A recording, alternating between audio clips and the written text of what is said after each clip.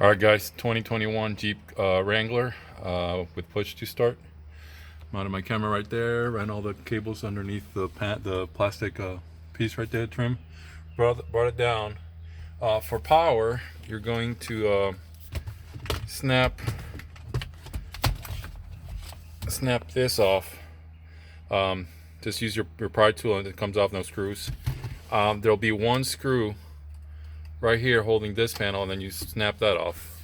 Now on this lighter adapter, the 12-volt outlet, that's where I got my ignition. There's a pink with a yellow, and then my constant was right here on the media plug. There's a red with a green. You can kind of see it right there. And then there's a chassis ground back there. So what I did is I had some TTU wire. I extended the wires down to underneath the glove box down there, and everything is mounted on the carpet right there, and the tracker's like on the hump behind the center console. And that's it.